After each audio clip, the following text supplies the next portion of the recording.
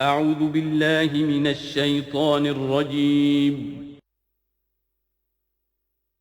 بسم اللہ الرحمن الرحیم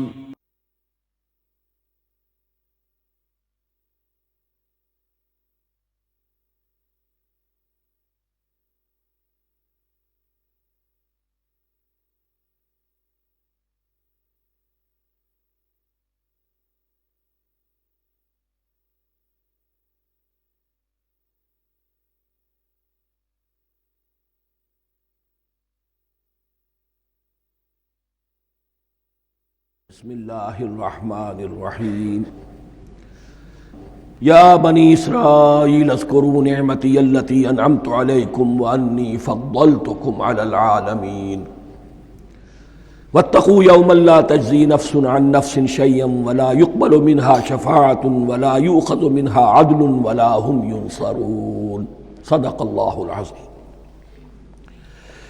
رب اشرح لی صدری ویسر لی امری واحلل عقدۃ من لسانی یفقہوا قولی۔ جیسا کہ میں نے عرض کیا تھا، سورہ بقرہ کے 5ویں رکوع سے اور 14ویں رکوع تک تو مسلسل، بلکہ 15ویں رکوع کی بھی پہلی 2 آیات شامل کرنی ہوں گی۔ یہ 10 رکوعوں سے 2 آیات زائد ہیں کہ جن میں خطاب کل کا کل بنی اسرائیل سے ہے۔ البتہ اس میں یہ فرق ہے کہ پہلا رکوع جو ہے وہ ان کو دعوت پر مشتمل ہے، نبی اکرم صلی اللہ علیہ وسلم پر ایمان لانے کی پرزور دعوت۔ بقیہ یہ 9 رکوع جو ہے یہ ان پر فرد قرارداد جرم ہے جو عائد کی جا رہی ہے۔ ہم نے تمہارے ساتھ یہ احسان و اکرام کیا، تم پر یہ فضل کیا، یہ کرم کیا، تمہیں یہ حیثیت دی، تمہیں یہ مقام دیا، تم نے اس طور سے اپنے اس مشن کی خلاف ورزی کی، اپنے مقام اور مرتبے کو چھوڑ کر اور دنیا پرستی اختیار کی۔ یہ جو 9 رکوع ہیں ان میں بنی اسرائیل کی تاریخ کا تو یوں سمجھیے کہ ایک بہت بڑا حصہ اور نمایاں اس کے فیچرز آئیں گے، لیکن یہ سمجھ لیجئے کہ اصل میں یہ امت مسلمہ کو بھی ایک پیشگی تنبیہ ہے کہ کوئی مسلمان امت جب بگڑتی ہے تو یہ چیزیں اس میں آ جاتی ہیں۔ چنانچہ احادیث موجود ہیں حضور کی، لَيَأْتِيَنَّ عَلَىٰ أُمَّتِي مَا أَتَىٰ عَلَىٰ بَنِي إِسْرَائِيلَ حَزْوَ النَّعْلِ بِالنَّعْلِ، میری امت پر بھی وہ سب حالات وارد ہوں گے جو بنی اسرائیل پر آئے، بالکل ایسے جیسے ایک جوتی دوسری جوتی سے مشابہ ہوتی ہے۔ ایک اور حدیث میں فرمایا لَتَتَّبِعُنَّ سُنَنَ مَنْ قَبْلِكُمْ، تم لازماً اپنے سے پہلوں کی پیروی کرو گے۔ اور اس میں اس حد تک بھی آپ نے وضاحت کر دی کہ اگر وہ سابق امت مسلمہ، سابق امت، اگر وہ گوہ کے بل میں گھسی تھی تم بھی گھسو گے، اور اگر ان میں کوئی بدبخت ایسا اٹھا جس نے اپنی ماں سے زنا کیا تو تم میں سے بھی کوئی شقی ایسا ضرور اٹھے گا جو یہ حرکت کرے گا۔ اس اعتبار سے ان رکوعوں کو پڑھتے ہوئے یہ نہ سمجھیے یہ اگلوں کی داستان ہے، پچھلوں کی کہانیاں ہیں، نہیں۔ خوش طرح باشد کے سر دل براں، گفت آیت در حدیث دیگراں، یہ ہمارے لیے ایک آئینہ ہے اور ہمیں ہر مرحلے پر سوچنا ہوگا، دروں بینی کرنی ہوگی، انٹروسپیکشن، کہ کہیں اسی گمراہی میں ہم مبتلا تو نہیں۔ دیکھتے جائیے گا۔ دوسرا نقطہ پہلے سے یہ سمجھ لیجئے، یہ جو 2 آیتیں میں نے 6 رکوع کی تلاوت کی ہیں، بعین ہی یہی 2 آیتیں 15ویں رکوع میں آئیں گی، اور اس کو یوں سمجھیے کہ یہ 2 بریکٹس ہیں۔ 9 رکوعوں کا مضمون ان 2 بریکٹس کے درمیان ہے۔ یہ 2 آیتیں یہاں سے بریکٹ شروع ہو رہی ہیں، وہ 2 آیتیں ان پر بریکٹ ختم ہو رہی ہیں، بعین ہی وہی آیات۔ ایک آیت میں تو شوشے کا بھی فرق نہیں، دوسری آیت میں صرف ترتیب بدلی ہے، مضمون وہی ہے۔ اس کے مابین جو کچھ ہے، اس سے باہر یہ جو 5واں رکوع تھا، اس کے مضامین گویا کہ ضرب کھا رہے ہیں بریکٹ کے اندر کے سارے مضامین سے۔ یہ حساب کا بہت ہی عام فہم سا قاعدہ ہے، بریکٹ کے باہر کوئی رقم لکھی ہوئی ہے جس کے بعد کوئی زبر، کوئی جمع یا تفریق اگر نہیں ہے تو وہ ضرب کھائے گی، بریکٹ کے اندر جتنی بھی ویلیوز ہیں ان کے ساتھ ضرب کھائے گی۔ تو گویا کہ ہر قدم پر حضور پر دعوت، ایمان لانے کی دعوت اس پورے معاملے میں موجود ہے، اس لیے کہ اس میں بعض آیتیں ایسی آ گئی ہیں، ایک زیادہ نمایاں ایک کم نمایاں، جن سے کچھ لوگوں کو مغالطہ ہوا یا کچھ لوگوں نے فتنہ پیدا کیا جان بوجھ کر۔ یہ فتنہ ایک بار پیدا ہوا تھا اکبر کے زمانے میں دین الہی کی شکل میں، کہ صرف خدا کو مان لینا، آخرت کو مان لینا اور نیک اعمال کرنا نجات کے لیے کافی ہے، کسی رسول پر ایمان لانا ضروری نہیں ہے۔ یہ صوفیہ میں بھی یہ فتنہ بہت بڑے پیمانے پر آیا۔ مسجد مندر ہکڑو نور، مسجد میں اور مندر میں ایک ہی نور ہے، سب مذاہب ایک ہی ہے، سارا فرق جو ہے شریعتوں کا ہے، عبادت کے ظاہری شکل کا ہے، وہ ہے رسولوں سے متعلق۔ رسولوں کو بیچ میں سے نکال دیجئے تو یہ دین الہی رہ جائے گا، اللہ کا دین۔ اتنا بڑا فتنہ تھا کہ جب ہندوستان میں سیاسی اعتبار سے، حکومت کے اعتبار سے مسلمانوں کا اقتدار چوٹی پر تھا، کلائمیکس پر، اکبر اعظم، اس وقت یہ دین الہی کا فتنہ اٹھا کہ دین محمدی کا اب دور ختم ہو گیا، وہ 1000 سال کے لیے تھا، 1000 سال پورے ہو گئے، اب الف ثانی ہے، دوسرا 1000 سال ہے، اس کے لیے نیا دین ہے، اسے دین اکبری بھی کہا گیا اور دین الہی بھی کہا گیا۔ اور اس میں ایک آیت آئے گی جس سے استدلال کیا ہے کچھ لوگوں نے۔ اس صدی میں پھر یہ فتنہ اٹھا تھا گاندھی کے فلسفے کے ذریعے سے، اور ایک بہت بڑا نابغہ انسان مسلمانوں میں سے، بہت بڑا نابغہ، جینیس، ابوالکلام آزاد، وہ بھی اس فتنے کا شکار ہو گیا۔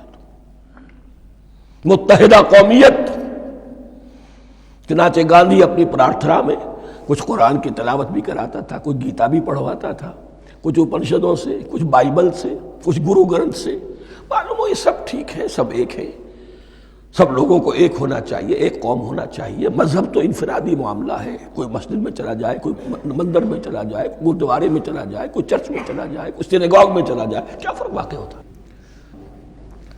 اس کا توڑ یہی ہے کہ سمجھ لیجئے یہ جو 7 آیتیں ہیں 5ویں رکوع کی، یہ ہے بریکٹ کے باہر، اور یہ ضرب کھا رہی ہے مسلسل، اس بریکٹوں کے درمیان جتنی بھی مضمون آ رہا ہے وہ سب ان کے تابع ہوگا۔ گویا کہ جہاں تک حضور پر ایمان لانے کا معاملہ ہے وہ انڈرسٹوڈ سمجھا جائے گا، مقدر سمجھا جائے گا ہر مرحلے پر ان 2 بریکٹوں کے مابین۔ اب چلیے بسم اللہ۔ یا بنی اسرائیل اذکروا نعمتی التی انعمت علیکم وانی فضلتکم علی العالمین، اے اسرائیل کی اولاد، یاد کرو میرے اس انعام کو جو تم پر ہوا، اس کی وضاحت میں کر چکا ہوں، لیکن یہاں جو الفاظ آ رہے ہیں بہت زوردار، وانی فضلتکم علی العالمین، میں نے تمہیں فضیلت عطا کی تمام جہانوں پر۔ یہاں ایک قاعدہ نوٹ کر لیجئے، عربی نحو کا قاعدہ یہ ہے کہ کہیں ظرف جس میں کوئی شے ہے، ظرف کی جمع لے لیتے ہیں، مراد ہوتا ہے مظروف، ظرف کے اندر جو شے ہے اس کی جمع۔ تمام جہانوں پر فضیلت، کیا فرشتوں پر بھی فضیلت؟ نہیں، جہان والوں پر، تمام اقوام عالم پر تمہیں فضیلت عطا کی، یہ مطلب ہے اس کا۔ تمام عالموں پر، تمام جہانوں پر، یعنی تمام جہان والوں پر، اس انسان عالم انسانیت کے اندر جتنے بھی مختلف گروہ ہیں، نسلیں ہیں، طبقات ہیں، ان میں فضیلت۔ وَاتَّقُوا يَوْمًا لَا تَجْزِي نَفْسٌ عَن نَفْسٍ شَيْئًا، میں عرض کر چکا ہوں، اب تیسری مرتبہ پھر عرض کر رہا ہوں، اصل شے آخرت، محاسبہ آخرت، یہ مستحضر ہوگا تو انسان سیدھا رہے گا۔ اس میں کمزوری آ جائے، ضعف آ جائے تو باقی ایمان باللہ، ایمان بالرسالت، یہ نہ معلوم کیا کیا شکلیں اختیار کر لیں۔ دیکھیے اس آیت کے اندر 4 اعتبارات سے محاسبہ آخرت کا زور ہے۔ وَاتَّقُوا يَوْمًا، ڈرو اس دن سے، لا تجزی نفس عن نفس شیئا، جس دن کوئی جان کسی دوسرے کے کام نہ آ سکے گی، ولا يقبل منها شفاعہ، اور نہ کسی سے کوئی سفارش یا شفاعت قبول کی جائے گی، کیٹیگوریکل ڈینائل، ولا يؤخذ منها عدل، نہ کسی سے فدیہ قبول کیا جائے گا، ولا هم ينصرون، اور نہ انہیں کوئی مدد مل سکے گی۔ ہم نے طرح طرح کے عقیدے، شفاعت باطلہ کا تصور، اہل عرب سمجھتے تھے ہمیں یہ فرشتے جو ہے خدا کی بیٹیاں ہیں، یہ لات اور منات اور عزا ہم نے ان کے بت بنا رکھے ہیں، پوچھتے ہیں یہ اپنے ابا جان سے اللہ کی بیٹیاں ہیں نا، لاڈلی بیٹیاں، چھڑا لیں گے ہمارے ہاں بھی تصور ہے اولیاء اللہ چھڑا لیں گے۔ یا شفاعت باطلہ، خود حضور کی شفاعت کے بارے میں جو غلط تصورات ہیں، ایک شفاعت حقہ ہے، اس کی وضاحت کا یہ موقع نہیں ہے، وہ آیت الکرسی پہ جب ہم پہنچیں گے انشاءاللہ تعالیٰ اسی سورہ مبارکہ میں تو اس کی وضاحت بھی ہوگی۔ یہ سارے جو ہم نے جو گھڑ رکھے ہیں خیالات، ان کی نفی اس آیت کے حوالے سے کی۔ وَاتَّقُوا يَوْمًا لَا تَجْزِي نَفْسٌ عَن نَفْسٍ شَيْئًا، کوئی انسان دوسرے انسان کے کام نہیں آ سکتا۔ وَلَا يُقْبَلُ مِنْهَا شَفَاعَةٌ، کسی جان کی طرف سے کوئی سفارش قبول نہیں ہوگی۔ وَلَا يُؤْخَذُ مِنْهَا عَدْلٌ، نہ کوئی فدیہ قبول کیا جائے گا۔ وَلَا هُمْ يُنصَرُونَ، نہ انہیں کوئی مدد مل سکے گی۔ اب اس کے بعد اللہ تعالیٰ کے احسانات اور ان کی طرف سے جو ناشکریاں ہوئی ہیں ان کی بڑی تفصیل کے ساتھ اب بات چلے گی، تفصیل نہیں، تیزی کے ساتھ۔ یہ واقعات کئی 100 برس کے ہیں، لیکن ایک تو یہ کہ ان کی تفاصیل مکی صورتوں میں آ گئی ہیں، سب سے زیادہ سورہ اعراف میں ملے گی، اور بھی کئی صورتوں میں آپ کو مل جائے گی۔ یہاں پر تو پے بپے، جیسے کہ ایک قرارداد جرم کسی پر کی جاتی ہے تو اس میں سب گنوائے جاتے ہیں، تم نے یہ کیا، یہ کیا، یہ کیا۔ وَإِذْ نَجَّيْنَاكُم مِّنْ آلِ فِرْعَوْنَ، اور ذرا یاد کرو جب کہ ہم نے تمہیں نجات دی تھی فرعون کی قوم سے۔ يَسُومُونَكُمْ سُوءَ الْعَذَابِ، وہ تمہیں بدترین عذاب میں مبتلا کیے ہوئے تھے۔ يُذَبِّحُونَ أَبْنَاءَكُمْ وَيَسْتَحْيُونَ نِسَاءَكُمْ، تمہارے بیٹوں کو ذبح کر ڈالتے تھے اور تمہاری عورتوں کو زندہ رکھتے تھے۔ عورتیں تو پھر ان کے کام آتی تھی، گھر میں کام کاج کے لونیاں بنتی تھی، گھروں میں ڈال دیتے تھے، لیکن لڑکوں کو، اور یہ 2 موقع پر ہوا ہے بنی اسرائیل کے ساتھ، یہ بعد میں انشاءاللہ اس کی تفصیل آئے گی۔ وَفِي ذَلِكُمْ بَلَاءٌ مِّن رَبِّكُمْ عَظِيمٌ، اور یقیناً اس میں تمہارے رب کی طرف سے تمہارے لیے بڑی آزمائش تھی۔ وَإِذْ فَرَقْنَا بِكُمُ الْبَحْرَ، اور یاد کرو جب کہ ہم نے تمہارے لیے سمندر کو پھاڑ دیا یا دریا کو پھاڑ دیا۔ یہ ایک مختلف فی بات ہے کہ کس جگہ سے کراس کیا تھا بنی اسرائیل نے ایجپٹ سے سینائی پیننسولا آنے کے لیے، جزیرہ نما سینا میں۔ ایک رائے یہ کہ دریائے نیل کو کراس کر کے گئے ہیں، لیکن یہ بات غلط ہے، دریائے نیل تو مصر کے اندر ہے، وہ کبھی بھی مصر کی حد نہیں بنا۔ کسی کی رائے یہ ہے کہ جو خلیج سویز ہے، بحر قلزم جو ہے، ریڈ سی، وہ اوپر جا کر 2 کھاڑیوں میں تبدیل ہو جاتا ہے، خلیج عقبہ مشرق کی طرف اور خلیج سویس مغرب کی طرف، اور ان کے درمیان میں یہ سینائی پیننسولا جو ہے یہ تکون ہے، جیسے ہندوستان بھارت تکون ہے، ایسے یہ پیننسولا ہے، انڈین پیننسولا، سینائی پیننسولا۔ اور یہ سویس کینال تو بعد میں بنی ہے۔ خلیج سویس اور میڈیٹرینین بحیرہ روم کے درمیان یہ کچھ چھوٹی چھوٹی، اگرچہ چھوٹی تھی سمندر کے لحاظ سے، بہت بڑی بڑی جھیلیں تھیں، اور ان جھیلوں ہی کو پھر جوڑ جوڑ کر درمیان میں جو خشکی تھی اس کو کاٹ کر سویس کینال بنائی گئی ہے۔ اب تو یہ مسلسل ایک رابطہ ہے، لیکن معلوم ہوتا ہے کہ یا تو خلیج سویس کو کراس کیا ہے حضرت موسیٰ علیہ السلام نے، اور یہی میری رائے زیادہ یہی ہے، اس لیے کہ کوہ طور جو ہے وہ اس پیننسولا کی ٹپ پر ہے، نیچے ہے یہاں، جہاں پر ان کا قیام رہا اور جہاں پھر حضرت موسیٰ کو 40 دن کے لیے کوہ طور پر بلا کر اور پھر انہیں تورات دی گئی ہے۔ تو معلوم ہوتا ہے کہ جو خلیج سویز ہے اسے کراس کیا ہے۔ کراس کس طرح کیا ہے کہ حضرت موسیٰ کے عصا کی ایک ضرب سے سمندر پھٹ گیا۔ فَكَانَ كُلُّ فِرْقٍ كَالطَّوْدِ الْعَظِيمِ، دونوں طرف چٹانوں کے مانند پہاڑ کی طرح جو ہے وہ سمندر کھڑا ہو گیا، اس کے راستے میں سے یہ نکل گئے۔ اور پھر جب فرعون اور اپنا لشکر لے کر جب آیا ہے، اس نے سوچا ہم بھی نکل جائیں، وہ غرق ہو گئے، اس لیے کہ دونوں طرف کا پانی آپس میں مل گیا۔ یہ تھی کیفیت، اور معجزانہ کیفیت تھی، یہ کوئی فطرت کے یا نیچر کے اصول کے مطابق بات نہیں تھی، اور میں عرض کر چکا ہوں، آپ کو بتا چکا ہوں معجزہ کسے کہتے ہیں۔ وَإِذْ فَرَقْنَا بِكُمُ الْبَحْرَ فَأَنْجَيْنَاكُمْ، جب ہم نے تمہارے لیے یا تمہارے ساتھ سمندر کو پھاڑ دیا تمہارے لیے، تمہارے گزرگاہ بنانے کے لیے، تو تمہیں تو نجات دے دی۔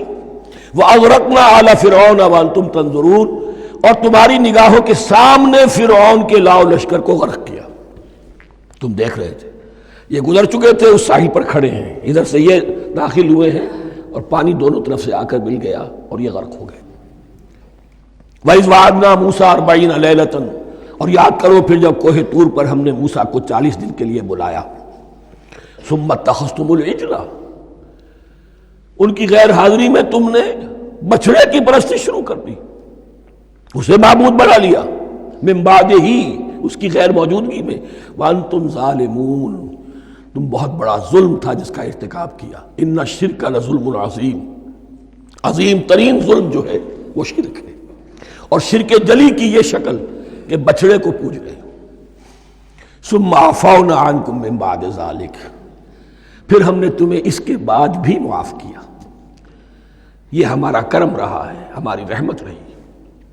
من بعد ذلک لعلکم تشکرون، تاکہ تم شکر کرو۔ وَإِذْ آتَيْنَا مُوسَى الْكِتَابَ وَالْفُرْقَانَ لَعَلَّكُمْ تَهْتَدُونَ، اور یاد کرو جب کہ ہم نے موسیٰ کو کتاب اور فرقان عطا فرمائی۔ یہ فرقان حق اور باطل کے درمیان فرق کر دینے والی چیز، اور کتاب عام طور پر جو آتا ہے وہ شریعت کے لیے آتا، شریعت بھی دی، کتاب بھی دی، اور فرقان بھی دیا، لعلکم تہتدون، تاکہ تم ہدایت پاؤ۔ وَإِذْ قَالَ مُوسَىٰ لِقَوْمِهِ، اور یاد کرو جب کہ کہا تھا موسیٰ نے اپنی قوم سے، یا قوم انکم ظلمتم انفسکم باتخاذکم العجل، اے میری قوم کے لوگو، یقیناً تم نے اپنے اوپر بڑا ظلم کیا ہے بچڑے کو معبود بنا کر۔ فَتُوبُوا إِلَىٰ بَارِئِكُمْ، پس توبہ کرو اپنے پروردگار، اپنے خالق کی جناب میں۔ باری اللہ تعالیٰ ہے، باری۔ فَاقْتُلُوا أَنفُسَكُمْ، تو قتل کرو اپنے آپ کو۔ یہ چیز جو ہے تورات میں تفصیل سے آئی ہے، قرآن میں نہیں ہے۔ اسی اعتبار سے میں نے آپ کو بتایا تھا کہ تورات کا مطالعہ اس اعتبار سے مفید ہے کہ بہت سے واقعات کا قرآن میں ذکر ہے، اجمالاً اشارہ ہے، اس کی تفصیل کے لیے ہمیں تورات سے رجوع کرنا پڑتا ہے، ورنہ یہ کہ اس آیت کا صحیح مفہوم واضح نہیں ہوگا۔ فَاقْتُلُوا أَنفُسَكُمْ، اپنے آپ کو قتل کرو، کیا مانی؟ یہ قتل مرتد کی سزا ہے۔ وہاں معلوم ہوتا ہے کہ حضرت موسیٰ نے یہ حکم دیا، 12 قبیلے تھے، ہر قبیلے میں سے کچھ لوگوں نے یہ کفر اور شرک کیا، باقی لوگوں نے نہیں کیا۔ انہیں حکم دیا گیا کہ اپنے قبیلے کے لوگ ان کو قتل کریں جو ان کے قبیلے میں سے اس کفر کے مرتکب ہوئے۔ انفسکم سے مراد یہ اپنے قبیلے کے لوگوں کو تم قتل کرو، اس لیے کہ قبائلی زندگی جو ہوتی ہے آپ کو معلوم ہے، اس میں کوئی اور قبیلہ ہاتھ لگا دے تو قبائلی عصبیت بھڑک اٹھے گی۔ 70,000 یہودی قتل ہوئے،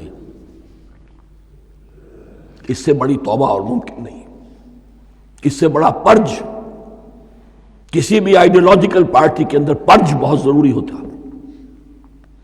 کچھ لوگ آ گئے ایک نظریے کو قبول کر کے، رفتہ رفتہ نظریہ اوجل ہو گیا، کچھ مفادات، کچھ چودراہٹیں یہ مقدم ہو گئی، اسی سے جماعتیں خراب ہوتی ہیں، غلط راستے پہ پڑ جاتی ہیں، تحریکیں بھٹک جاتی ہیں۔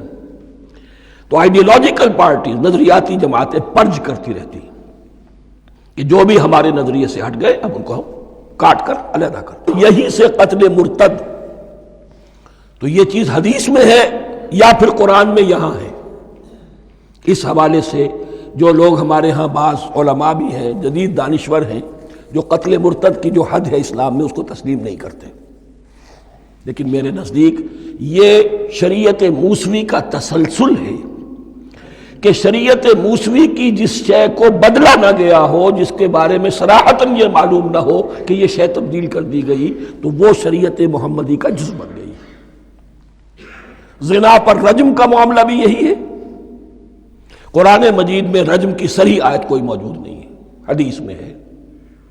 قرآن مجید میں مرتد کے قتل کے لیے کوئی آیت موجود نہیں ہے، حدیث میں ہے، سنت میں ہے، اور دونوں کی کا جو منبع ہے وہ اصل میں تورات ہے۔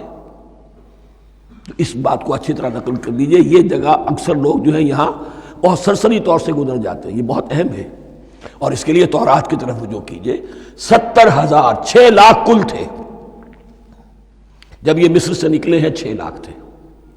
کتنے عرصے کے بعد پیننسولا پہنچے ہیں، سینائی پیننسولا میں اور طور میں کچھ اور ان کی تعداد بڑھ گئی ہوگی، لیکن یہ کہ ان میں سے 70,000 کو قتل کیا اپنے ہاتھوں سے. ہر قبیلے نے اپنے جو مرتد تھے ان کو اپنے ہاتھ سے قتل کیا. فَتُوبُوا إِلَىٰ بَارِئِكُمْ فَاقْتُلُوا أَنفُسَكُمْ ذَلِكُمْ خَيْرٌ لَكُمْ عِندَ بَارِئِكُمْ، یہی تمہارے لیے تمہارے رب کے نزدیک بہتر بات ہے. فَتَابَ عَلَيْكُمْ، تو اللہ نے تمہاری توبہ قبول کر لی. توبہ قبول کس طرح ہوئی؟ یہ تزکیہ ہوا ہے امت کا کہ ان میں سے جن لوگوں نے اتنی بڑی غلط حرکت کی ہے ان کو کاٹ کر ذبح کر کے ان کو قتل کر کے پھینک دیا. انہ هو التواب الرحیم، یقیناً وہ تو ہے ہی بہت توبہ کا قبول فرمانے والا اور بہت رحم فرمانے والا. وَإِذْ قُلْتُمْ يَا مُوسَىٰ لَن نُّؤْمِنَ لَكَ حَتَّىٰ نَرَى اللَّهَ جَهْرَةً، ایک اور واقعہ ان کی تاریخ کا. اور یاد کرو جب کہ تم نے کہا تھا اے موسیٰ ہم تو تمہاری بات نہیں مانیں گے. ایمان کے بعد جب لام کا حرف آئے تو اس کے معنی صرف تصدیق کے ہوتے ہیں. لن نؤمن لک، ہم آپ کی بات کی تصدیق نہیں کریں گے. حتیٰ نر اللہ جہرتن، جب تک کہ ہم دیکھ نہ لیں اللہ کو عیانن. ہمیں کیا پتا اللہ نے یہ کتاب دی آپ کو، آپ تو لے کر آ گئے. ہمارے سامنے تو پتھر کی کچھ تختیاں ہیں، اس پہ کچھ لکھا ہوا، کس نے لکھا ہمیں کیا پتا. اب دیکھیے ایک حضرت موسیٰ کی خواہش تھی رب ارنی انظر الیک، وہ کچھ اور شے تھی. یہ تخریبی ذہن ہے جو یہ کہہ رہا ہے کہ ہم بھی چاہتے ہیں کہ اللہ کو اپنی آنکھوں سے دیکھیں اور معلوم ہو کہ واقعی اس نے یہ کتاب آپ کو دی ہے. فَأَخَذَتْكُمُ الصَّاعِقَةُ، تو تمہیں آپ پکڑا ایک بہت بڑی کڑک نے، ایک بہت بڑی کڑک ہوئی اور سب کے سب مردہ ہو گئے. وَأَنْتُمْ تَنظُرُونَ، تمہارے دیکھتے دیکھتے ایک کڑک نے تمہیں آ لیا.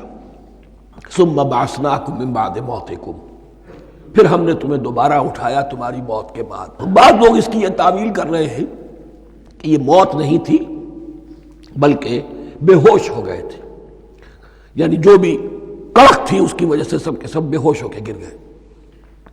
لیکن میرے نزدیک یہاں تعویل کی ضرورت نہیں. بعث بعد الموت اللہ کے لیے کوئی مشکل نہیں. ہم الفاظ کو خواب کا کو ان کے اصل جو مفہوم ہے جو کہ صاف ہے صریح ہے اس سے خواب کا کاہے کے لیے موڑ کر لکھا جائے. ثم بعثناکم من بعد موتکم لعلکم تشکرون، تاکہ تم شکر کرو. وظللنا علیکم الغمام وانزلنا علیکم المن والسلوى، اور ہم نے تم پر ابر کا سایہ کیا. اب 6 لاکھ کا قافلہ چل رہا ہے. سینائی پیننسولا، صحرا، کوئی اوٹ نہیں، کوئی سایہ نہیں، دق و دق، دھوپ کی تپش.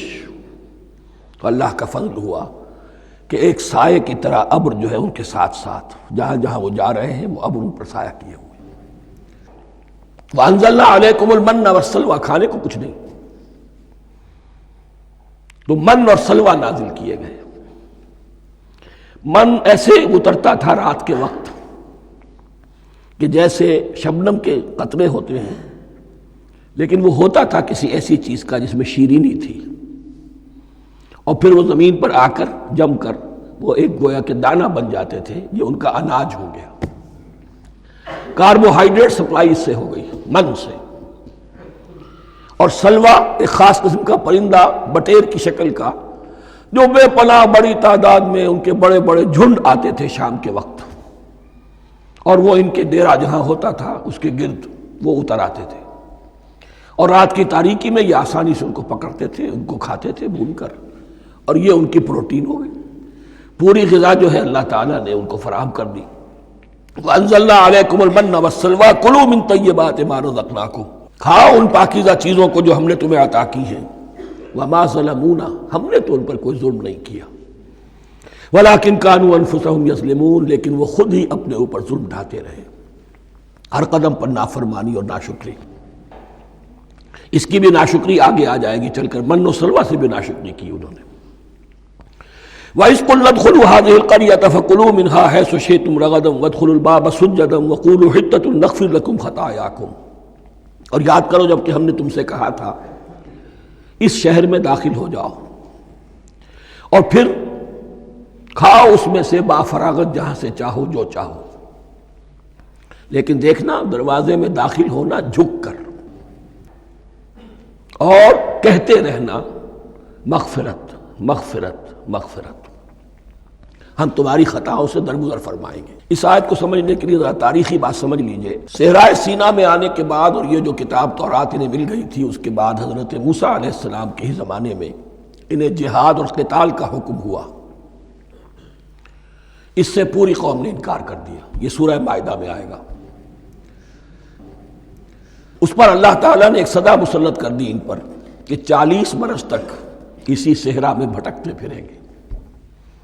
اگر یہ ابھی قتال کرتے، جہاد کرتے، تو پورا فلسطین ان کے ہاتھ پر ابھی فتح کرا دیتے، لیکن چونکہ انہوں نے بزدلی دکھائی ہے، اب سزا یہ ہے فَإِنَّهَا مُحَرَّمَةٌ عَلَيْهِمْ 40 سَنَةً يَتِيهُونَ فِي الْأَرْضِ، اب 40 برس تک یہ اسی صحرا میں بھٹکتے پھریں گے، اور ارض فلسطین جو ان کے لیے ارض موعود تھی وہ ان پر حرام کر دی گئی 40 سال کے لیے۔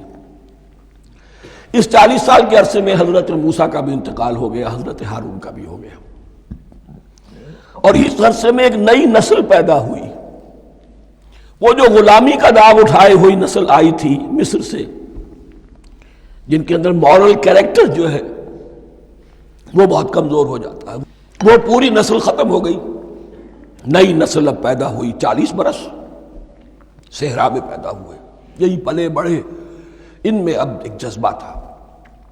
حضرت موسیٰ کے پھر جو خلیفہ تھے یوشع ابن نون، جوشوا، تورات میں ان کا نام جوشوا ہے، یوشع، ان کی سرکردگی میں اب بنی اسرائیل کی اس نئی نسل نے قتال کیا، جنگ کی، اور پہلا شہر جو فتح ہوا وہ اریحا۔ آج بھی وہ شہر جو ہے جیریکو، جیریکو جو آپ دیکھتے ہیں خبروں کے اندر آتا ہے بار بار، اریحا اس کا پرانا نام ہے، یہ شہر فتح ہوا۔ اس فتح کی بات کا تذکرہ ہو رہا ہے۔ یاد کرو جب کہ ہم نے تم سے کہا تھا اس بستی میں، اس شہر میں داخل ہو جاؤ فاتحانہ، اور پھر جو کچھ یہاں ہے، جو نعمتیں ہیں ان سے متمتع ہو، کھاؤ پیو، لیکن داخل ہونا سجدہ کرتے ہوئے، مراد کیا؟ جھک کر، یعنی ایسا نہ ہو کہ تکبر کی وجہ سے تمہاری گردنیں اکڑ جائیں، گردنیں جھکا کر اللہ کا احسان مانو، یہ نہ سمجھو کہ یہ فتح تم نے حاصل کی۔ اس کی تفسیر اصل میں نظر آتی ہے حضور کی شخصیت میں، کہ جب فتح مکہ کے موقع پر مکے میں داخل ہوئے ہیں تو جس سواری پر آپ بیٹھے ہوئے تھے، آپ کی پیشانی اس کی گردن کے ساتھ جڑی ہوئی تھی۔ یہ وقت ہوتا ہے جب کہ تکبر اور تعلی، فاتح کی حیثیت سے آنا، اور بندہ مومن کے لیے یہی وقت ہے تواضع کا، جھکنے کا۔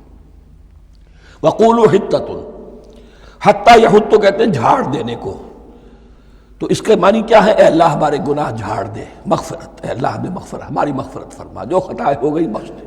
قولوا حطۃ، تمہاری زبان پر استغفار ہونا چاہیے، تمہاری گردنیں جھکی ہوئی ہونی چاہیے۔ نغفر لکم خطایاکم، اگر تم اس پر عمل کرو گے ہم تمہاری خطایا جو ہے، خطائیں جو ہیں انہیں معاف فرما دیں گے۔ وسنزید المحسنین، اور جو تم میں محسن ہوں گے انہیں اور بھی زیادہ دیں گے، اور انعام و اکرام آئیں گے۔ فبدل الذین ظلموا قولا غیر الذی قیل لہم، تو ان میں سے جو ظالم تھے، جو بد کردار تھے، انہوں نے بدل دیا، ایک اور قول اختیار کر لیا اس قول کی جگہ جو انہیں کہا گیا تھا۔ کہا گیا تھا حتہ حتہ، انہوں نے کہنا شروع کیا ہنتا ہنتا، ہمیں تو گیہوں چاہیے، گیہوں چاہیے۔ یہ بعد میں ابھی آ جائے گا اگلے رکوع کے اندر، کہ من و سلوہ سے ان کی طبیعتیں بھر گئی تھی ایک ہی چیز کھا کھا کے۔ اب وہ کہہ رہے تھے کوئی چیز ہمیں جو ہے زمین کی روئیدگی میں سے، پیداوار میں سے، تو وہ ان کے زبان پر انہوں نے مذاق اڑاتے ہوئے گویا کہ حضرت موسیٰ علیہ السلام کے ذریعے سے حکم ملا ہے، استہزاء کر رہے ہیں، حتۃ کی بجائے حنتۃ۔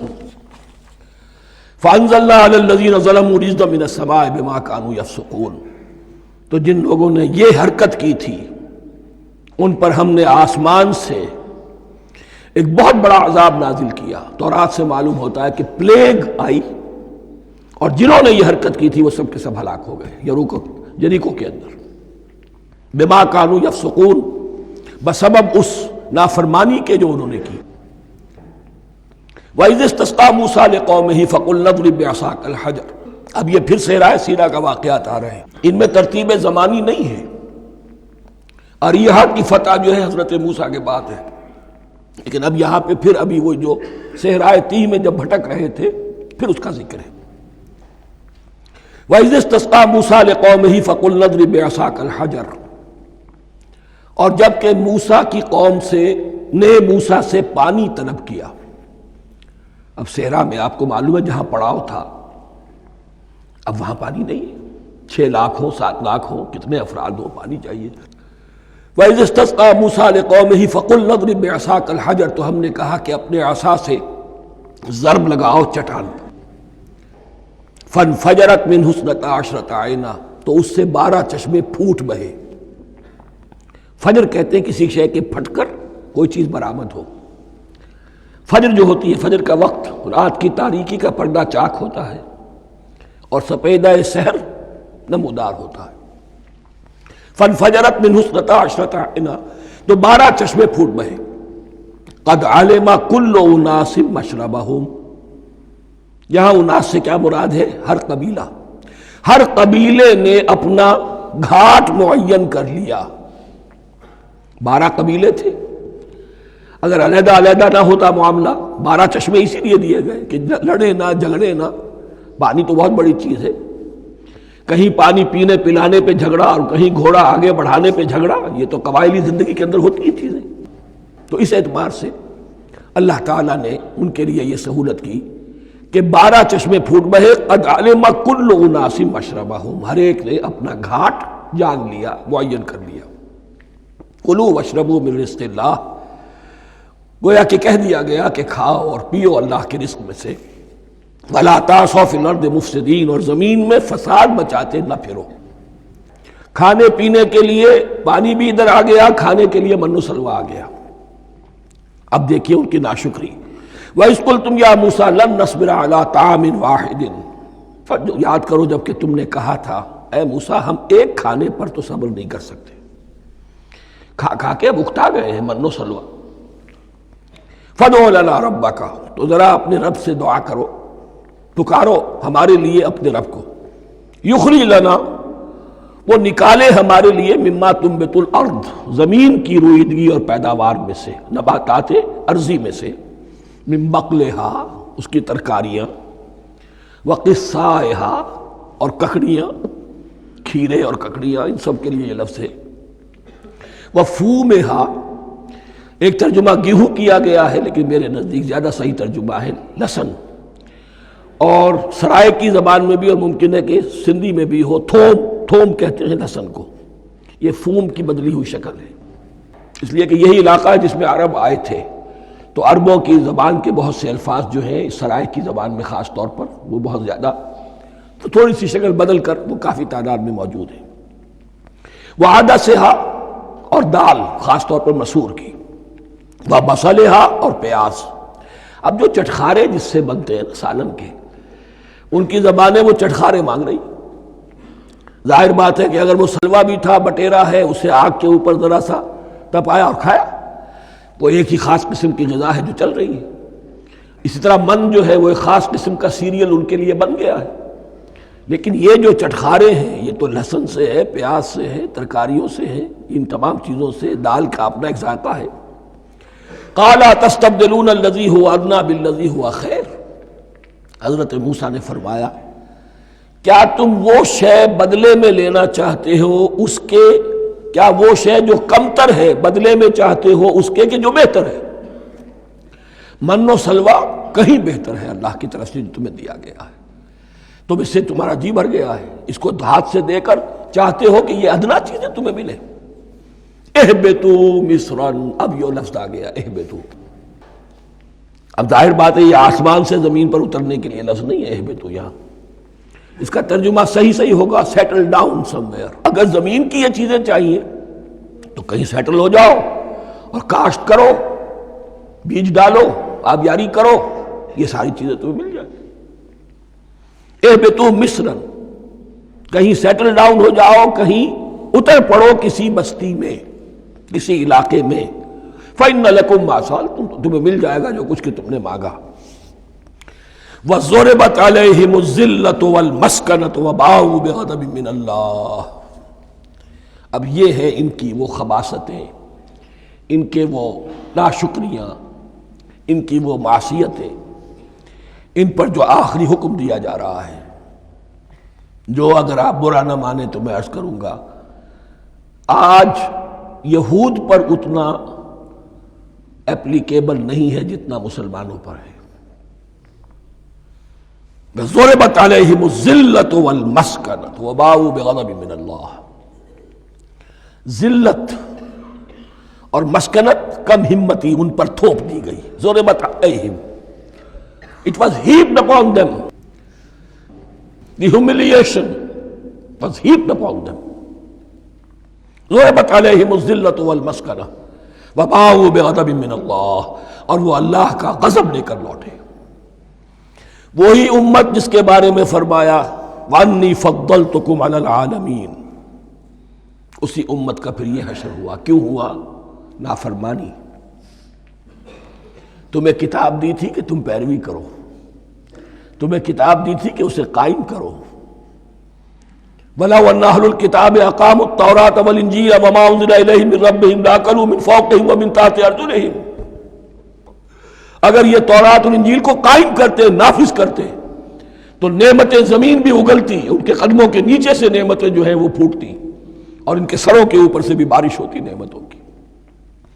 لیکن اگر تم نے اس کو چھوڑ کر اپنی خواہشات، اپنے نظریات، اپنے خیالات، اپنا تمرد، اپنی سرکشی، اپنی حاکمیت، اپنی مصلحتیں، اپنی عقل، اس کو بالا تر کیا، تو پھر جو قوم اللہ کے قانون کی، اللہ کی ہدایت کی، اللہ کی کتاب کی امین ہوتی ہے دنیا میں، وہ اللہ کی ریپرزنٹیٹیو ہوتی ہے، نمائندہ ہوتی ہے۔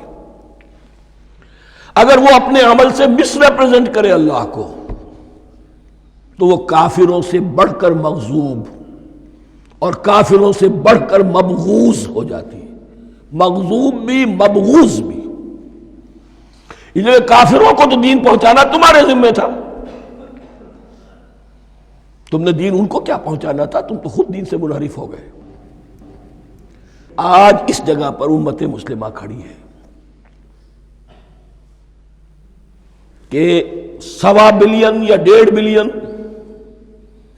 125 کروڑ عزت نام کی شے نہیں ہے، کہ عزت نام تھا جس کا گئی تیمور کے گھر سے۔ سارے معاملات دنیا کے G7 G15 کے ہاتھ میں ہیں۔ سیکیورٹی کونسل اس کے پرماننٹ ممبر کا ویٹو ہے، اور نہ سیکیورٹی کونسل میں اور نہ کہیں کسی G7 میں، نہ G9 میں، نہ G15 میں کوئی مسلمان ملک نہیں۔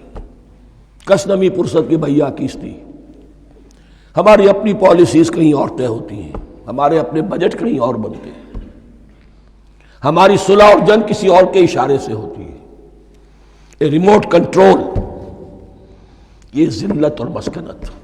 آپ کے ریڈیو پر، ٹیلی ویژن پر خبریں آتی رہیں کہ اتنے مسلمانوں کے ساتھ یہ کر دیا، اتنی مسلمان عورتوں کی بے حرمتی کر دی، لیکن یہاں ہم بیٹھے ہوئے اپنے اپنے دھندوں میں، اپنے اپنے کاروبار میں، اپنی اپنی ملازمتوں میں، اپنے اپنے کیریئرز میں، دنیا میں کیا کچھ ہو رہا ہے۔ بہرحال اس وقت یہ جو ہے، میں نے جیسا کہ عرض کیا تھا کہ یہ ہے تاریخ بنی اسرائیل کی، لیکن خوش طرح باشد کے سر دل براں، گفت آیت در حدیث دیگراں، یہ ہمارا نقشہ ہے آج اس آیت میں۔ ضربت علیہم الذلۃ والمسکنۃ وباؤوا بغضب من اللہ، اور یہ کیوں؟ ذالک بانہم کانوا یکفرون بآیات اللہ، یہ اس لیے کہ وہ اللہ کی آیات کا انکار کرتے رہے۔ وَيَقْتُلُونَ النَّبِيِّينَ بِغَيْرِ الْحَقِّ، اللہ کے نبیوں کو ناحق قتل کرتے رہے۔ ہمارے ہاں بھی مجددین امت میں سے کتنے ہیں جو جیلوں میں ڈالے گئے، جن کو ایسی ایسی مار پڑی ہے کہ کہا جاتا ہے کہ ہاتھی کو بھی وہ مار پڑتی تو برداشت نہ کرتا۔ احمد ابن حنبل کے ساتھ کیا ہوا؟ ابو حنیفہ جیل میں انتقال کیا، امام مالک کے کندھے کھینچ دیے گئے، اتار دیے گئے، منہ کالا کر کے اور اونٹ پر بٹھا کر پھرایا گیا۔ امام دار الہجرہ شیخ احمد سرہندی جیل میں رہے، سید احمد بریلوی اور ان کے ساتھیوں کو خود مسلمانوں نے تہہ تیغ کیا ہے۔ بہرحال یہ داستانیں ہیں، اب نبی تو کوئی نہیں آئے گا، ان کے ہاں نبی تھے، ہمارے ہاں مجددین ہیں، علماء حق ہیں، جیسے کہ حدیث بھی ہے علماء امتی کا انبیاء بنی اسرائیل، تو جو انہوں نے انبیاء کے ساتھ کیا ہم نے مجددین اور علماء کے ساتھ کیا۔ ذالک بما عصوا وکانوا یعتدون، اور یہ ہوا ان کی نافرمانیوں کی وجہ سے اور حد سے تجاوز کرنے کی وجہ سے۔ اللہ تعالیٰ تو ظالم نہیں ہے، اللہ نے تو اونچا مقام دیا تھا، ہمیں بھی خیر امت قرار دیا، کنتم خیر امت اخرجت للناس تأمرون بالمعروف وتنہون عن المنکر وتؤمنون باللہ۔ اب اگر ہم نے وہ اپنا مشن چھوڑ دیا تو ذلت اور مسکنت وہ ہمارا مقدر بن گئی۔ اللہ کا قانون اور اللہ کا عدل بے لاگ ہے، وہ فرام امہ ٹو امہ چینج نہیں ہوتا۔ سنت اللہ جو ہے لن تجد لسنت اللہ تحویلا ولن تجد لسنت اللہ تبدیلا، اللہ کی سنت بدلتی نہیں۔ بنی اسرائیل کا جو حشر ہوا آج وہ ہمارا ہو رہا ہے۔ بہرحال اس پر میری جو کتاب ہے سابق اور موجودہ مسلمان امتوں کا ماضی حال اور مستقبل، اس کا مطالعہ کیجیے۔ اب آ گئی وہ آیت کہ جس سے استدلال کیا گیا ہے کہ ایمان بالرسالت نجات کے لیے ضروری نہیں ہے۔ ان الذین آمنوا والذین ہادوا والنصارى والصابئین من آمن باللہ والیوم الآخر وعمل صالحا فلہم اجرہم عند ربہم ولا خوف علیہم ولا ہم یحزنون۔ یقیناً جو لوگ ایمان لائے، اور اس سے مراد ہے جو ایمان لائے حضور پر، محمد پر صلی اللہ علیہ وسلم، والذین ہادوا، اور جو یہودی ہو گئے، والنصارى، اور نصرانی، والصابئین، اور صابی وہ لوگ تھے عراق کے علاقے میں رہتے تھے جو کہتے تھے کہ ہم دین ابراہیمی پر ہیں، لیکن ان کے ہاں بھی بہت کچھ بگڑ گیا تھا، جیسے حضرت ابراہیم کی نسل حضرت اسماعیل کی نسل بگڑ گئی تھی، تو اس طرح وہ بھی بگڑ گئے تھے۔ ستارہ پرستی زیادہ تر ان کے ہاں تھی۔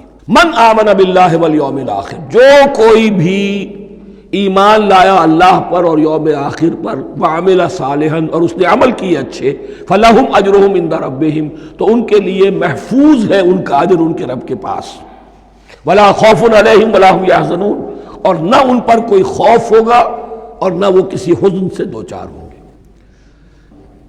ظاہر الفاظ کے اعتبار سے دیکھیے کہ یہاں ایمان بالرسالت کا ذکر نہیں ہے۔ ویسے تو اگر کوئی اس سے یہ غلط استدلال کرتا ہے تو اس کا پہلا جو اصولی جواب ہے وہ تو یہ ہے کہ ایسی حدیثیں بھی موجود ہیں، من قال لا الہ الا اللہ دخل الجنہ، تو اس کے کیا معنی ہے؟ صرف کہنے سے جنت میں داخل ہو جائیں گے، کسی عمل کی ضرورت نہیں؟ جواب یہ دیا جائے گا پورے قرآن کو سامنے رکھو، پورے حدیث کے ذخیرے کو سامنے رکھو، کسی ایک جگہ سے کوئی ایک نتیجہ نکال لینا وہ صحیح نہیں۔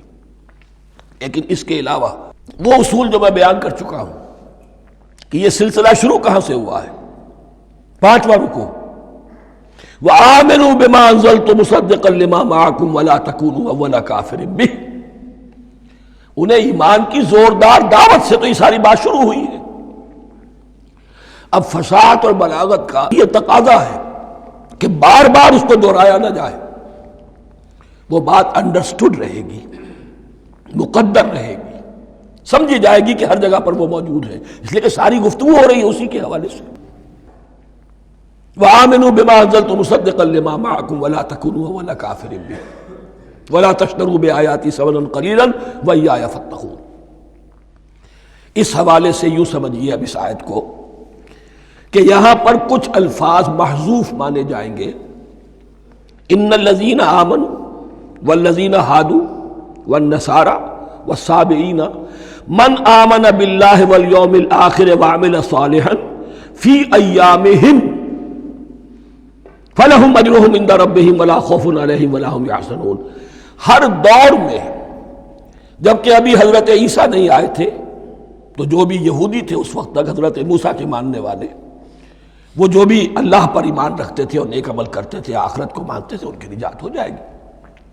لیکن حضرت عیسیٰ کے آنے کے بعد ان کو نہیں مانا، اب وہ کافر قرار۔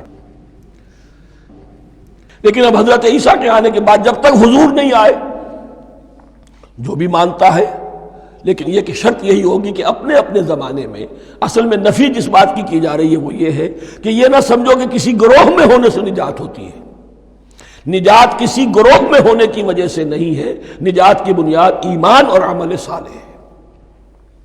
کسی رسول پر ایمان لانا اپنے دور کے رسول پر وہ تو لازم ہے، لیکن یہ ہے کہ اس پر ایمان تو لے آئے اور وہ عمل صالح نہیں ہے تو نجات نہیں ہوگی۔ تو یہ اپنے اپنے دور میں، اپنے اپنے زمانے میں ہر امت کے لیے وَلِكُلِّ أُمَّةٍ أَجَلٌ قرآن مجید کے ایک مقام پر آیا ہے، ہر امت کے لیے ایک خاص معین مدت ہے۔ اس معینہ مدت میں اب ظاہر بات ہے جو لوگ حضور کی بعثت سے پہلے فوت ہو گئے ان پر تو کوئی ذمہ داری نہیں تھی حضور پر ایمان لانے کی، اور ایسے لوگ تھے، ایسے موحدین مکے میں موجود تھے جو یہ کہتے تھے کعبے کے پردے پکڑ پکڑ کر، اے اللہ ہم صرف تجھے پوجنا چاہتے ہیں، صرف تیری بندگی کرنا چاہتے، لیکن جانتے نہیں کیسے کریں۔ یہ بات موجود تھی اور ان کا انتقال بھی ہو گیا۔ یہ زید، سعید ابن زید، سعید جو حضرت عمر کے بہنوئی تھے اور وہ عشرہ مبشرہ میں سے ہیں، ان کی اہلیہ حضرت فاطمہ بنت خطاب، ان دونوں کے ایمان کو اللہ نے ذریعہ بنایا حضرت عمر کے ایمان کا، اور یہ والد تھے سعید کے زید، وہ یہ کہتے ہوئے دنیا سے چلے گئے حضور کی ابھی بعثت ہی نہیں ہوئی تھی، اے اللہ میں صرف تیری بندگی کرنا چاہتا ہوں، کیسے کروں یہ نہیں جانتا۔ اسی کو ذہن میں رکھیے، اہدنا الصراط المستقیم جو میں نے کہا تھا، ایک سلیم الفطرت انسان، سلیم العقل انسان توحید تک پہنچ جاتا ہے، آخرت کو پہچان لیتا ہے، لیکن اب کیا کروں؟ اس شریعت کے لیے، ان احکام کے لیے وہ دستے سوال دراز کرنے پر مجبور ہے۔ الحمدللہ رب العالمین الرحمن الرحیم مالک یوم الدین ایاک نعبد و ایاک نستعین اہدنا الصراط المستقیم۔ اسی صراط المستقیم کی دعا کا یہ جواب اب آئے گا، شروع ہوگا سورہ بقرہ سے، یہ کرو یہ نہ کرو، یہ فرض ہے، یہ تم پر لازم کیا گیا، یہ چیز حرام کی گئی، وغیرہ وغیرہ۔ ان الذين آمنوا والذين هادوا والنصارى والصابئين من آمن بالله واليوم الآخر وعمل صالحا، اور محذوف الفاظ فی ازمنتہم، اپنے اپنے زمانے میں، یا فی ایامہم، فلہم اجرہم عند ربہم ولا خوف علیہم ولا هم یحزنون۔ وَإِذْ أَخَذْنَا مِیثَاقَکُمْ وَرَفَعْنَا فَوْقَکُمُ الطُّورَ، اور ذرا یاد کرو جب کہ ہم نے تم سے عہد لیا، قول و قرار لیا، اور تمہارے اوپر اٹھا دیا طور کو، پہاڑ کو۔ جب تورات دی گئی تو اس وقت ایک کیفیت معجزانہ طور پر ایسی پیدا کی گئی، ان کے اوپر ایک روب ڈالنے کے لیے اور خشیت قلب میں پیدا کرنے کے لیے کوہ طور اٹھا کر معلق کر دیا گیا۔ اس وقت کہا گیا خذوا ما آتیناکم بقوۃ، تو اس قول و قرار کے وقت ایک معجزے کی شکل یہ ہوئی تھی۔ وَإِذْ أَخَذْنَا مِیثَاقَکُمْ وَرَفَعْنَا فَوْقَکُمُ الطُّورَ خُذُوا مَا آتَیْنَاکُمْ بِقُوَّةٍ وَاذْکُرُوا مَا فِیہِ لَعَلَّکُمْ تَتَّقُونَ، پکڑو اس کو مضبوطی کے ساتھ جو ہم نے تمہیں دیا ہے، اس حدیث، اس کتاب کو، تورات کو، اس شریعت کو، ان احکام کو۔ وَاذْکُرُوا مَا فِیہ، اور یاد رکھو اسے جو کچھ کہ اس میں ہے، لَعَلَّکُمْ تَتَّقُونَ، تاکہ تم بچ سکو۔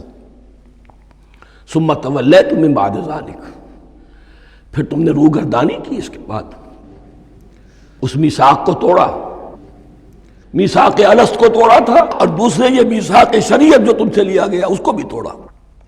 ثم تولیتم من بعد ذلک فلولا فضل اللہ علیکم ورحمتہ لکنتم من الخاسرین، پھر اگر اللہ کا فضل تمہارے شامل حال نہ ہوتا اور اس کی رحمت تمہاری دستگیری نہ کرتی رہتی، بار بار تمہیں معاف کیا، تمہیں مہلت دی، تو اگر یہ چیز نہ ہوتی تو اسی وقت سے تم خسارہ پانے والے اور تباہ ہونے والے ہو جاتے۔ وَلَقَدْ عَلِمْتُمُ الَّذِينَ اعْتَدَوْا مِنْكُمْ فِي السَّبْتِ، اور تمہیں خوب معلوم ہے تم میں سے وہ لوگ جنہوں نے سبت کے قانون کو توڑا، حد سے تجاوز کیا۔ یہ واقعہ تفصیل کے ساتھ سورہ اعراف میں آئے گا کہ ان کی شریعت میں ہفتے کا روز معین کر دیا گیا تھا، کوئی دنیاوی کام نہیں ہوگا۔ آج بھی وہ لوگ جو ہے سبت کو، جو بھی پریکٹسنگ جیوز ہیں، وہ اس کی پابندی کرتے ہیں اور بڑی شدت سے کرتے ہیں۔ لیکن ایک زمانے میں ایک خاص ان کا قبیلہ تھا کہ جس نے ایک بڑے ہی شرعی ہیلہ ایجاد کر کے اس قانون کی دھجیاں بکھیری، تفصیل ہم پڑھیں گے سورہ اعراف میں۔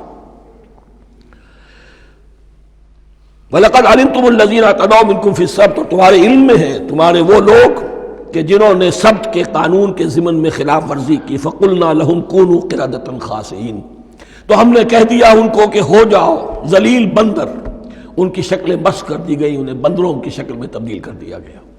فَجَعَلْنَاهَا نَكَالًا لِمَا بَيْنَ يَدَيْهَا، پھر ہم نے اس واقعے کو یا اس بستی کو ایک بنا دیا مثال، لوگوں کے لیے ان کی عبرت کے سامان بنا دیا، ان کے لیے بھی جو سامنے موجود تھے اس زمانے کے لوگ، اور ان کے لیے بھی جو بعد میں آنے والے تھے۔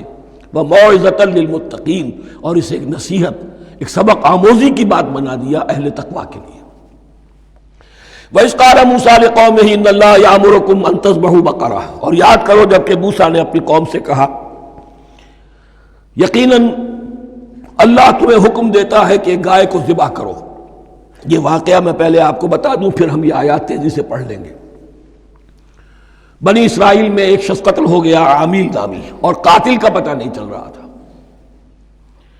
اللہ تعالیٰ نے حضرت موسیٰ کے ذریعے سے انہیں حکم دیا کہ ایک گائے کو ذبح کرو، اور اس کے جسم کے ایک ٹکڑے سے اس مردے کو چھوؤ، وہ جی اٹھے گا اور وہ بتا دے گا میرا قاتل کون ہے۔ اب یہ کہ یہ معجزات کی شکل ہے جو بار بار آ رہے ہیں، اور سابق اس امت کے اندر معجزات کا آپ کو بہت عمل دخل ملے گا۔ اس میں ایک تو یہ کہ گائے کو ذبح کرنا، وہ گائے کے تقدس کا جو ان کے دل میں ذہن میں تھا، تو ذبح کرنے سے اس کے اوپر بھی گویا کہ ایک تلوار چلائی گئی، اور پھر انہیں دکھا بھی دیا گیا کہ ایک آدمی زندہ بھی ہو سکتا ہے، بعد سے بعد الموت کا بھی ایک نقشہ دکھا دیا گیا انہیں۔ لیکن انہیں جب یہ حکم ملا اور ان کے دلوں کے اندر وہ بچڑے کی اور گائے کی تقدیس جو ہے وہ پلی ہوئی تھی، اب انہوں نے سوال کر کے کسی طریقے سے بچنے کے لیے مین میخ نکالی، کیسی گائے ہو، کیا رنگ ہو، کس طرح کی ہو، کس عمر کی ہو۔ بالآخر یہ کہ جب ہر طرف سے گھیراؤ ان کا ہو گیا اور سب چیزیں جو ہیں ان کے سامنے واضح کر دی گئیں، تب انہوں نے یوں سمجھیے چاروں ناچار بادل ناخواستہ اس حکم پر عمل کیا۔ بس اب ترجمہ کر لیجئے۔ وَإِذْ قَالَ مُوسَىٰ لِقَوْمِهِ إِنَّ اللَّهَ يَأْمُرُكُمْ أَن تَذْبَحُوا بَقَرَةً، اور یاد کرو جب کہ موسیٰ نے کہا اپنی قوم سے کہ اللہ حکم دیتا ہے تمہیں کہ ایک گائے کو ذبح کرو۔ قَالُوا أَتَتَّخِذُنَا هُزُوًا، انہوں نے کہا کہ آپ ہمارے ساتھ کوئی ٹھٹھا کر رہے ہیں، مذاق اڑا رہے ہیں، یہ کیا بات آپ کہہ رہے ہیں؟ قَالَ أَعُوذُ بِاللَّهِ أَنْ أَكُونَ مِنَ الْجَاهِلِينَ، فرمایا میں اللہ کی پناہ طلب کرتا ہوں اس سے کہ میں جاہلوں میں سے ہو جاؤں، کہ میں ان دین کے معاملات کے اندر استہزاء اور تمسخر کو شامل کر دوں۔ قالوا ادع لنا ربک یبین لنا ما ہی، اب انہوں نے کہا اچھا ایسی بات ہے تو ذرا اپنے رب سے دعا کیجئے کہ وہ ہم پر واضح کر دے کہ وہ کیسی ہو۔ قال انہ یقول، حضرت موسیٰ نے فرمایا اللہ تعالیٰ فرماتا ہے انہا بقرۃ لا فارض ولا بکر، وہ ایک ایسی گائے ہونی چاہیے کہ جو نہ بوڑھی ہو نہ بالکل بچھیا ہو، عوان بین ذالک، ان کے بین بین ہو۔ فَفَعَلُوا مَا تُؤْمَرُونَ، تو اب کر گزرو جو تمہیں حکم دیا گیا۔ قَالُوا ادْعُ لَنَا رَبَّكَ يُبَيِّن لَنَا مَا لَوْنُهَا، اب انہوں نے پھر کہا ذرا ایک دفعہ اور دعا کیجئے اپنے رب سے، وہ ہمیں بتا دے اس کا رنگ کیسا ہونا چاہیے۔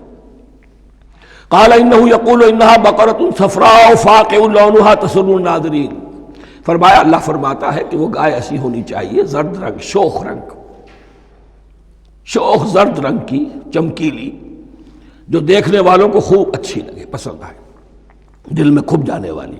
اب جو زیادہ سے زیادہ ان کے ہاں مقدس سمجھے جاتے تھی گائے، رفتہ رفتہ سوال کر کے اگر پہلے ہی حکم پر وہ کر دیتے تو کسی بھی گائے کو ذبح کر دیتے، لیکن یہاں گھیراؤ ان کا ہو رہا ہے کہ جس کی تقدس کا ان کے ذہن میں زیادہ سے زیادہ تاثر ہے اسی کو واضح کیا جائے۔ قالوا ادع لنا ربک یبین لنا ما ہی، پھر انہوں نے کہا ذرا اللہ سے دعا کیجئے اور وہ ہمیں یہ بتائے کہ وہ کیسی ہو۔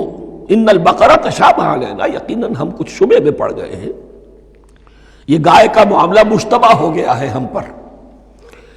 قال انہ یقول، فرمایا اللہ فرماتا ہے انہا بقرۃ لا ذلول تثیر الارض ولا تسقی الحرث، وہ ایک ایسی گائے ہونی چاہیے کہ جو کوئی جس سے مشقت نہ لی جاتی ہو، نہ وہ ہل جوتتی ہو اور نہ وہ رہٹ کا پانی کھینچتی ہو۔ تسیر الارض، نہ تو وہ زمین کو جوتنے میں ہل چلانے میں کام نہیں لی جائے، ولا تسقی الحرث، اور نہ کھیتی کو پانی پلانے کے لیے وہ پانی کھینچنے میں استعمال کیا جائے۔ مسلمتن، اور پوری سالم ہونی چاہیے، یک رنگ، لا شیۃ فیہا، اس میں کسی دوسرے رنگ کا کوئی داغ تک نہ ہو۔ اب کیا کرتے، گھیراؤ میں آ گئے۔ قالوا الآن جئت بالحق، کہا انہوں نے کہ ٹھیک ہے، اب تو آپ نے بات جو ہے پوری طریقے سے واضح کر دی۔ فَذَبَحُوهَا وَمَا كَادُوا يَفْعَلُونَ، تب انہوں نے اس کو ذبح کیا اور وہ کرنے والے نہیں تھے، دل میں نہیں تھا، بادل ناخواش تھا۔ اب دیکھیے یہاں ترتیب ذرا واقعے کی جو ہے مختلف ہو گئی ہے۔ جو اس ذبح بقرہ کا سبب تھا وہ بعد میں بیان ہو رہا ہے یہاں۔ تورات میں چونکہ واقعات کو اس طریقے سے بیان کیا ہے لہذا وہاں ترتیب دوسری ہے۔ وَإِذْ قَتَلْتُمْ نَفْسًا فَادَّارَأْتُمْ فِيهَا، اور یاد کرو جب کہ تم نے ایک جان کو قتل کیا تھا اور اس کا الزام تم ایک دوسرے پر لگا رہے تھے، یعنی کسی کا پتہ نہیں چل رہا تھا قاتل کون ہے۔ وَاللَّهُ مُخْرِجٌ مَا كُنتُمْ تَكْتُمُونَ، اور اللہ تعالیٰ فیصلہ کر چکا تھا کہ جو کچھ تم چھپا رہے ہو اسے نکال کر رہے گا، واضح کرے گا۔ فَقُلْ اضْرِبُوهُ بِبَعْضِهَا، تو ہم نے حکم دیا کہ اس کی لاش کو اس گائے کے ایک ٹکڑے سے، اس کے جسم کے ایک حصے سے ضرب لگاؤ۔ كَذَلِكَ يُحْيِي اللَّهُ الْمَوْتَىٰ، اور دیکھو اس طریقے سے اللہ مردوں کو زندہ کر دے گا۔ تھوڑی دیر کے لیے وہ زندہ ہوا اور اس نے اپنے قاتل کا نام بتا دیا۔ وَيُرِيكُمْ آيَاتِهِ لَعَلَّكُمْ تَعْقِلُونَ، اور وہ تمہیں دکھاتا ہے اپنی آیات تاکہ تم عقل سے کام لو۔ اب جو الفاظ آ رہے ہیں بہت سخت ہیں، بہت سخت ہیں، لیکن ان کو پڑھتے ہوئے درون بینی ضرور کیجیے گا، اپنے اندر جھانکیے گا۔ ثُمَّ قَسَتْ قُلُوبُكُمْ، پھر تمہارے دل سخت ہو گئے۔ جب دین میں ہیلے بہانے نکالے جانے لگے اور ہیلوں بہانوں کے ذریعے سے شریعت کے احکام سے بچا جائے، اللہ کو دھوکہ دینے کی کوشش کی جائے، اس کا جو نتیجہ نکلتا ہے وہ دل کی سختی ہے۔ ثم قست قلوبکم، پھر تمہارے دل سخت ہو گئے۔ فہی کالحجارۃ او اشد قسوہ، تو وہ تو اب پتھروں کے مانند ہیں بلکہ سختی میں ان سے بھی زیادہ شدید ہے۔ یہ ویسے بھی فصاحت اور بلاغت کا بھی بڑا ایک عمدہ مقام ہے قرآن کا۔ وَإِنَّ مِنَ الْحِجَارَةِ لَمَا يَتَفَجَّرُ مِنْهُ الْأَنْهَارُ، پتھروں میں سے تو ایسے بھی ہوتے ہیں جن میں سے چشمے پھوٹ بہتے ہیں۔ وَإِنَّ مِنْهَا لَمَا يَشَقَّقُ فَيَخْرُجُ مِنْهُ الْمَاءُ، اور ایسے بھی ہیں جو شق ہو جاتے ہیں، پتھر چٹانیں، ان میں سے پانی برآمد ہو جاتا ہے۔ وَإِنَّ مِنْهَا لَمَا يَهْبِطُ مِنْ خَشْيَةِ اللَّهِ، اور ان میں وہ بھی ہوتے ہیں جو اللہ کے خوف سے گر پڑتے ہیں۔ وَمَا اللَّهُ بِغَافِلٍ عَمَّا تَعْمَلُونَ، اور اللہ تعالیٰ غافل نہیں ہے اس سے کہ جو تم کر رہے ہو۔ یہ کیفیت جو ہے ثم قست قلوبکم فہی کالحجارۃ او اشد قسوہ، ہے کون؟ یا بنی اسرائیل اذکروا نعمتی التی انعمت علیکم وانی فضلتکم علی العالمین، جن پر 1400 برس ایسے گزرے کہ کوئی لمحہ ایسا نہ تھا کہ نبی موجود نہ ہو، جنہیں 3 کتابیں دی گئیں،